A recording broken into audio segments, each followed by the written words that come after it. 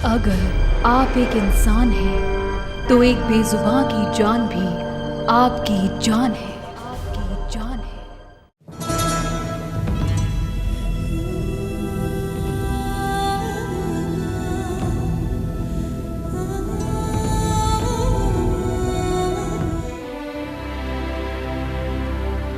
इस वक्त तो आपको यमुना में काफ़ी पानी दिख रहा है क्योंकि बाढ़ आई है। लेकिन यकीन मानिए, हमारे देश की दो बड़ी नदियाँ यमुना और गंगा, इन दोनों की हालत बहुत ही ज़्यादा चिंताजनक बनी हुई है। एक रिपोर्ट।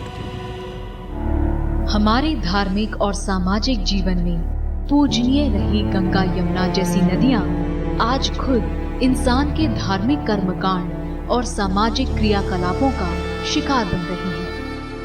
एक तो सीवेज के जरिए घर और फैक्ट्रियों से निकलने वाला कचरा, और दूसरी ओर पूजा पाठ के नाम पर भी इन नदियों का आंचल मैला किया जा रहा है। रीति रिवाजों में पूजा पाठ के बाद बची सामग्री को पंच तत्वों में विलीन करने का विधान है, और आज इसी तौर तरीके का सबसे अधिक असर पड़ रहा है देश की जीवनदायिनी नदियों पर।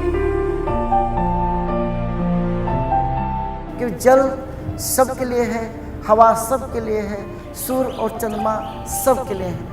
जो फूल हैं, फ्लावर्स हैं, कई चीज़ें हैं जो कि वहाँ गंगा जी में या जमुना जी में या किसी अन्य नदी में प्रवाहित किया जाता है। इसी को आप गड्ढे, ज़मीन में गड्ढा खोद करके वहाँ पे इसको रख सकते हैं और बाद में खाद का रूप धारण कर सकता है। तो इसके कई ऑप्शंस हैं। वास्तव में जो मूर्तियाँ बनाते हैं वो मिट्टी का बनाए क्योंकि जल्दी वो ऑब्जर्व हो जाती है, लेकिन प्लास्टिक की केमिकल से बनाई गई जो है उसको जब हम प्रवाहित करते हैं तो उससे जल पे असर पड़ता है। तो हमें हर तरह से जितने भी व्यापारी वर्ग हैं जिनकी फैक्ट्रियों का जो केमिकल जाता है नदियों में, उनसे भी अनुरोध है, उनका भी कर्तव्य है कि इन सब चीज़ों का कुछ हल निकालें और किसी भी तरह से एक प्राकृतिक संपदा जो भगवान के द्वारा दी गई है उसका सुरक्षा करना हमारे मनुष्य जीवन के वर्तमान में जो लोग जीवन जी रहे हैं और आगे आने वाली पीढ़ियों के लिए हमें इन नदियों को जो है उनको भी हमें पवित्र ही के रूप में सौंपना चाहिए, ताकि हम और हमारी आने वाली पीढ़ियाँ इन नदियों का लाभ उठा सकें। जल्द ही अगर कड़े कदम नहीं उठाए गए तो ना तो नदियां इंसानों के लायक बचेंगी और ना ही इन पर आश्रित जीवों के। हमारे पाप धोने वाली ये पौराणिक नदियां हमारे कचरे का बोझ ढोते ढोते कहीं एक दिन दम ही ना तोड़ देगी।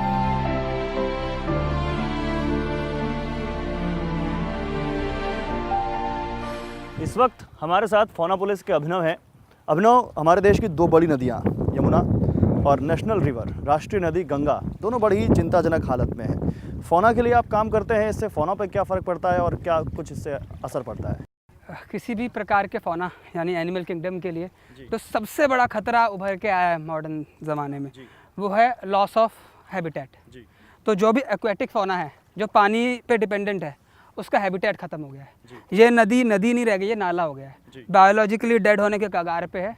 शायद हमारी सरकार इसको माने ना माने, कुछ हिस्से बायोलॉजिकली डेड हो चुके हैं। मतलब आप कह रहे हैं कि ये अभी पानी बाढ़ की वजह से है, हाँ। लेकिन ये नदी मृत हो चुकी है। अभी लोग कह रहे हैं कि ये नदी मृत हो चुकी है, बायोलॉजिकली डेड। इसमें बहुत ज़्यादा आपको फौना या एनिमल नहीं मिलेंगे। ऐसे जानवर हो सकते हैं जो नालों में भी जिंदा रह जाएं, कुछ ऐसी मछली हो सकती है, पर वरना दिल्ली के हिस्से में कम से कम वो नदी नहीं रह गई अब। ये हमारे इकोसिस्टम को कैसे इफेक्ट करता है? देखिए, नदियाँ पहले जितनी भी सिविलाइजेशंस होती थी नदी के किनारे बसती थी, और क्योंकि नदी पे डिपेंडेंट होते थे। पर अब अगर कोई इस नदी में जब बाढ़ ना हो, इस वक्त अगर आप चले जाएं आपको खुजली हो जाएगी, बीमारियां हो जाएंगी।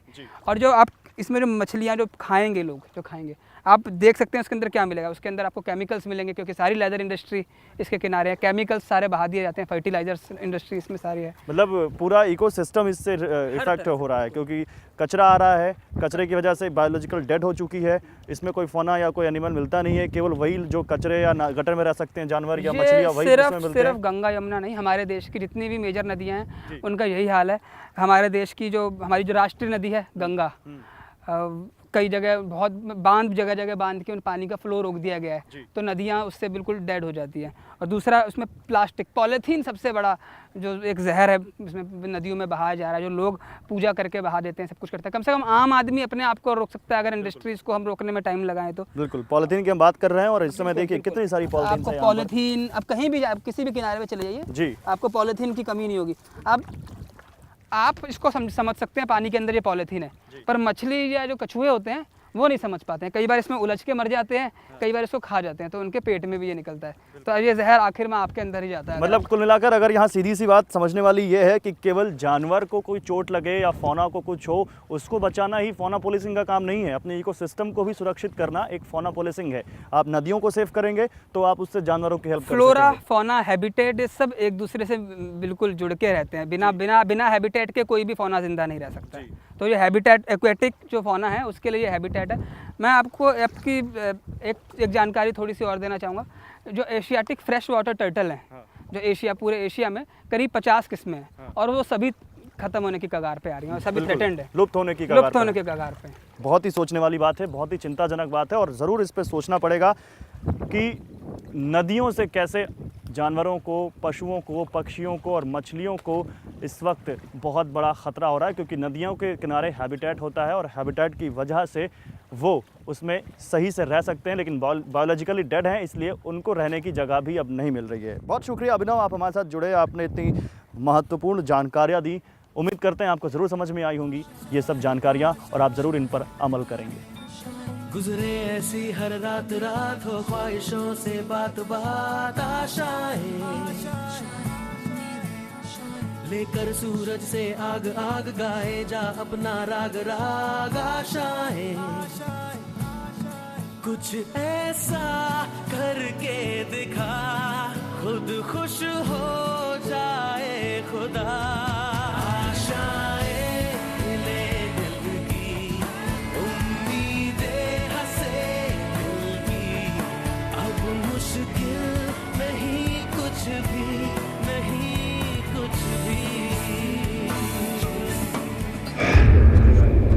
जरा अपने आसपास नजर घुमा कर देखिए, इस इकोसिस्टम में तमाम ऐसे पशु पक्षी हैं, तमाम प्राणी हैं जो इस जीवन चक्र को पूरा करते हैं। इस धरती पर सदियों से इंसान, पशु, पक्षी, जानवर साथ साथ रह रहे हैं।